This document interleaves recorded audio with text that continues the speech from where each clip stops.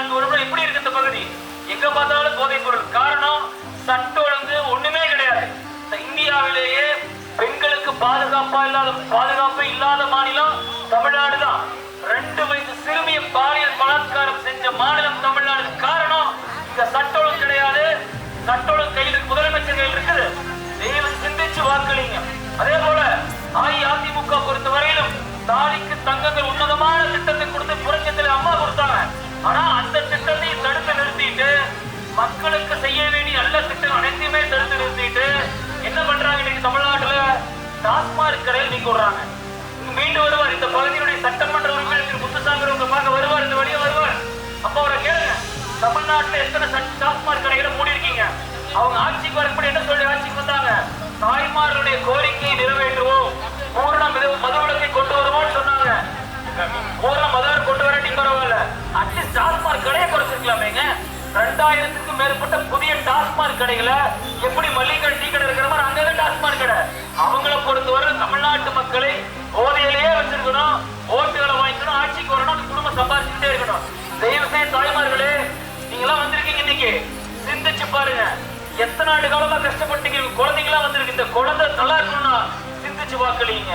இன்னைக்கு ஒரு பொண்ணு வீட்டுக்கு வர, வெளியே போயிட்டு வர பயந்து ஒவ்வொரு பெற்றோர் இருக்கிறீங்க. நீங்க இந்த நிலை மாறியே தீரணும். இல்லைன்னா பாதிக்கப்படுறது உங்க அடுத்த தலைமுறை தான். அதனால வருகின்ற தேர்தலிலே நீங்க அனைத்து இந்திய அண்ணா திராவிட முன்னேற்ற கழகம் தமிழகத்தில் மீண்டும் புரட்சித் தலைவர் அம்மா ஜெயலலிதா ஆட்சி வரணும்னா, பெண்களுக்கு பாதுகாப்பான சூழலை வரணும்னா, நீங்க இந்த தொகுதியை பொறுத்தவரைக்கும் தாமரை சின்னத்தை பொறுத்தவரை ஒரே விஷயம் சொல்லி முடிக்கிறேங்க. இன்றைக்கு பல கோயில்கள் பாதுகாப்பா இருக்குதுன்னா பாரதிய ஜனதானாலதான், பிரதமர் மோடினாலதான்.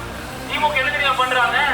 கோயில்கள் கூட, கோயில் இடத்தை கூட பட்டா போட்டு தனியாருக்கு லீஸுக்கு விடுறாங்க எல்லாமே. இந்த நிலை மாறணும். பெண்கள் பாதுகாப்பா இருக்கணும். மாணவர் நல்ல கல்வி 7.5% கொடுத்தவர் எடப்பாடி பழனிசாமி அவர்கள் தான். அந்த 7.5 தான் உங்களுடைய மாணவ மாணவியர்கள், உங்களுடைய குழந்தைகள்லாம் இனிமேல் டாக்டர் ஆக முடியும், இன்ஜினியர் ஆக முடியும். 1 ரூபாய் காசு இல்லாம அருமையான திட்டத்தை அனைத்து இந்திய அண்ணா திராவிட கழகம் மட்டும்தான் கொடுக்குது உங்களுக்கு. திமுக பொறுத்த வரையிலும் கஞ்சா, போதை ஊசி, டாஸ்மாக், சாராயம் இதை மட்டுமே தான் தமிழ்நாட்டில் கொடுத்து சம்பாதிச்சுட்டு இருக்காங்க. சிந்திச்சு வாக்களிங்க மக்களே. நீங்க போடுற இவங்க திமுக போடுற ஒரே திட்டம், காசை கொடுப்போம், ஓட்டை வாங்குவோம், தமிழ்நாட்டை மறுபடியும் திருடலாம் நினைக்கிறாங்க. அதை தயவு செய்து பண்ணீங்க. உங்க குழந்தைங்க, நீங்க ரோட்ல நிக்கிறவங்க குழந்தைங்க அதே நேரத்தில் விட்டுட்டு போயிடுவாங்க திமுக காரங்க.